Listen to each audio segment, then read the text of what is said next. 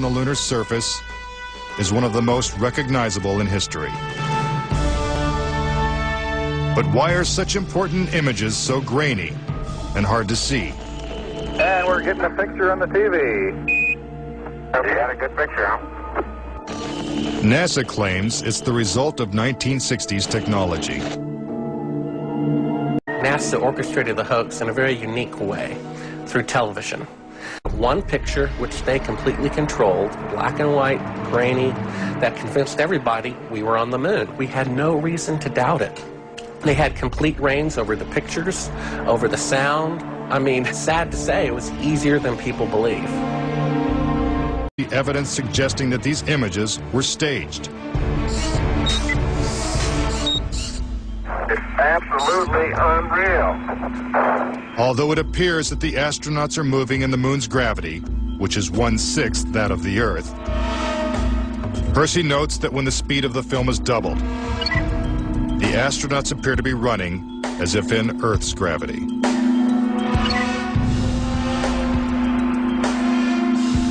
Also, when the footage of the lunar rover is doubled in speed, it looks as if it's driving here on Earth.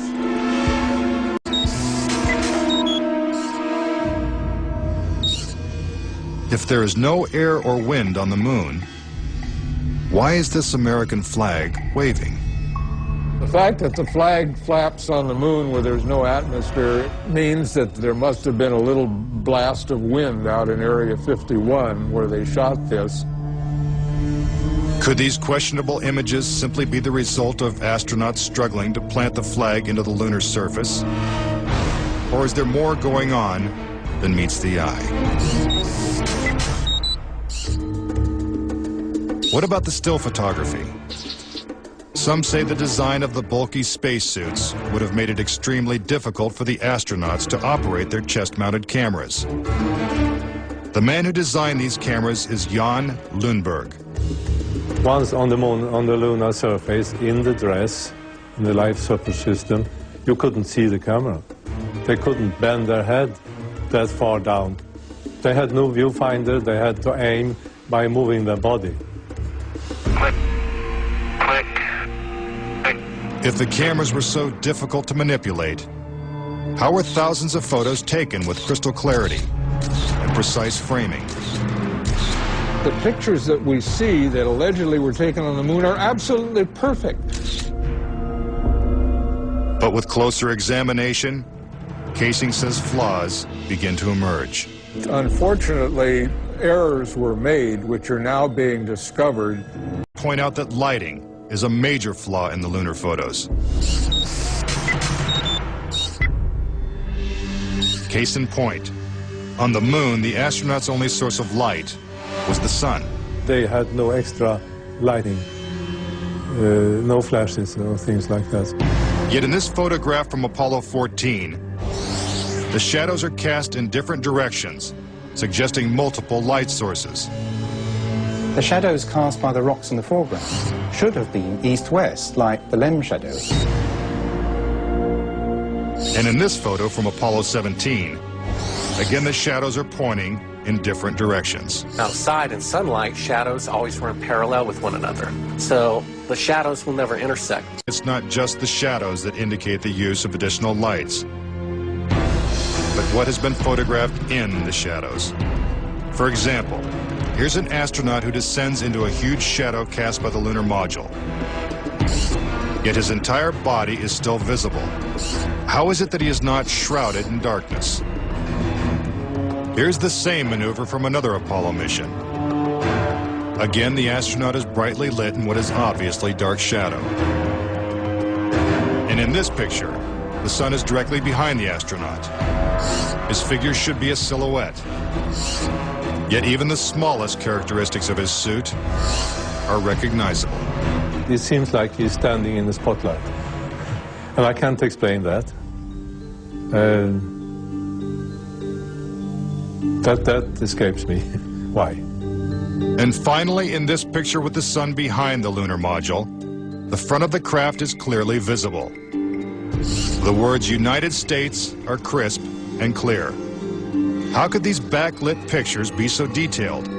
It's because there's more than one light source, which means they're not on the moon. But NASA simply dismisses these arguments. But the questions continue.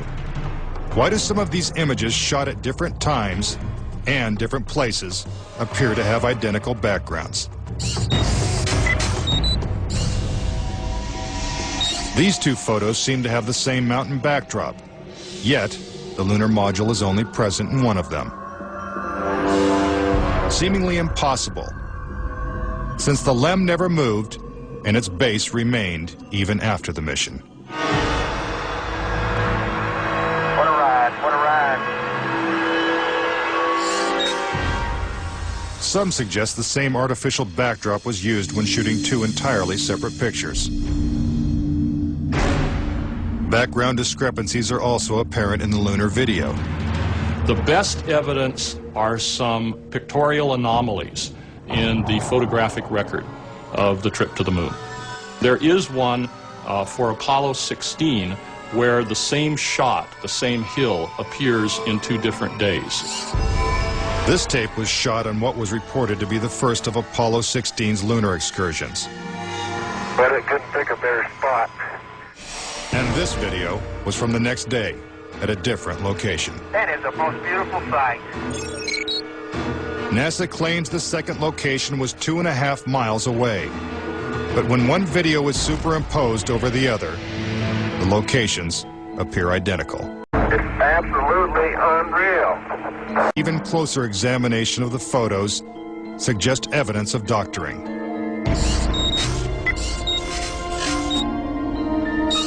For reference, crosshairs were permanently etched into the lunar cameras, so they would have to appear on top of every image. But in this photo, a crosshair is behind a part of the lunar rover. This situation is impossible and has to be the result of technical manipulation and doctoring of the image. And in this photo from Apollo 11, the equipment in the foreground is covering the crosshair, not behind it. And in another from Apollo 12, the American flag is covering one crosshair, and the astronaut is covering the other. When presented with these questionable photos and videos, Apollo was a hoax.